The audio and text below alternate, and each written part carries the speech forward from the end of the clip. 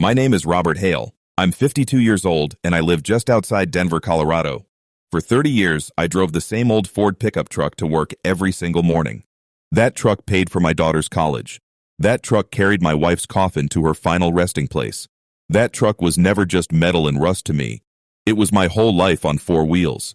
So when my son's fiancée stood in front of 40 wedding guests and called it an embarrassment that should be towed to a junkyard, I didn't yell. I didn't argue. I just smiled and said, "You might be right." But what she didn't know was that smile wasn't defeat. It was the beginning of the end for her. 3 years earlier, my son Daniel came home and told me he'd met someone special. Her name was Vanessa. She was smart, well-dressed, always polished, always saying the right things in front of the right people. I wanted to like her. I really did, because Daniel lit up every time he talked about her. I told myself, this is what happiness looks like for my boy, and that's all that matters. I welcomed her into our family the way I welcomed anyone Daniel loved. I gave her my late wife's ring to pass down when the time came. I never asked for anything in return. I just wanted my son to be happy. But slowly, I started noticing things. Vanessa would go quiet whenever I showed up in my work clothes. She'd correct the way I spoke at dinner, telling Daniel later that his father needed some polishing before the wedding. She stopped introducing me to her friends as Daniel's dad and started introducing me as the caretaker from the old house, like I was staff, not family. I brushed it off every time. I told myself she was young, she was nervous about impressing her side of the family, and that it would pass once the wedding was behind us.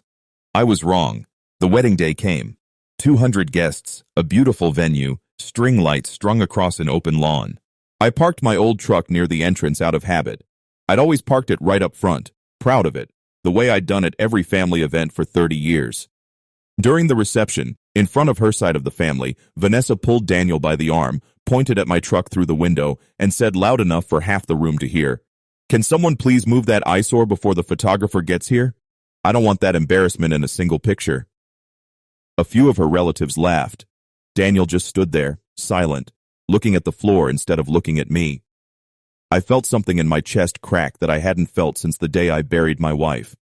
Not anger yet, just a deep, quiet hurt. 30 years of loyalty, sacrifice, and love reduced to an eyesore in front of strangers. I walked outside alone, sat on the tailgate of that same truck, and for the first time in years, I let myself cry. Not because of the words themselves, but because my own son didn't say a single word to defend me. I sat there thinking about every sacrifice that truck represented, and I realized Vanessa didn't just insult a vehicle. She insulted everything I'd built my life on. That night, unable to sleep, I made a decision. If she wanted to judge me by appearances, I would let her keep doing that, right up until the moment it mattered most. See, what almost nobody at that wedding knew, not even Daniel, was that 15 years ago, I quietly bought the old auto dealership where Vanessa's father worked as general manager. I never used my real name on the paperwork. My lawyer handled everything under a holding company. I never needed the recognition. I just believed in giving people a second chance, including her father, back when he was struggling to keep his job.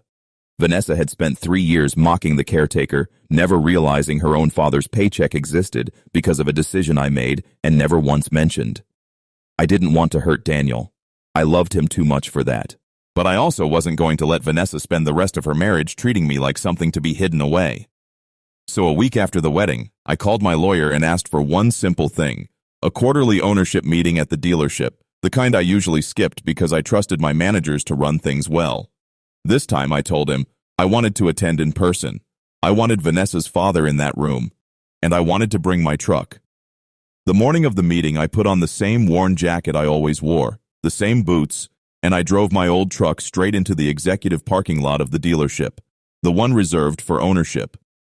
Employees stared. A young receptionist rushed over, assuming I was lost, and asked if I needed help finding visitor parking. I simply said, "I'm here for the ownership meeting. I believe it's my building." Word travels fast in a small office. By the time I reached the conference room, Vanessa's father was already standing, pale, clearly having just been told who was walking through the door. I sat down at the head of the table, folded my hands, and said calmly, "I understand there was some concern at my son's wedding about an old truck being an eyesore. I just wanted everyone in this room to know exactly whose paycheck that eyesore has been signing for the last 15 years. Nobody laughed this time.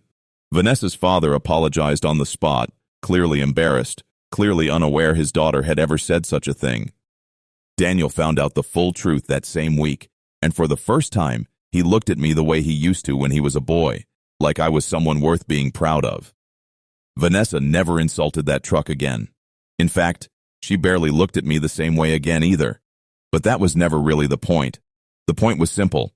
Never judge a man by the truck he drives, because sometimes that old truck is parked right outside the door of everything you depend on. Respect isn't about how polished someone looks. It's about what they've quietly carried for the people they love, and eventually, the truth always finds its way to the surface.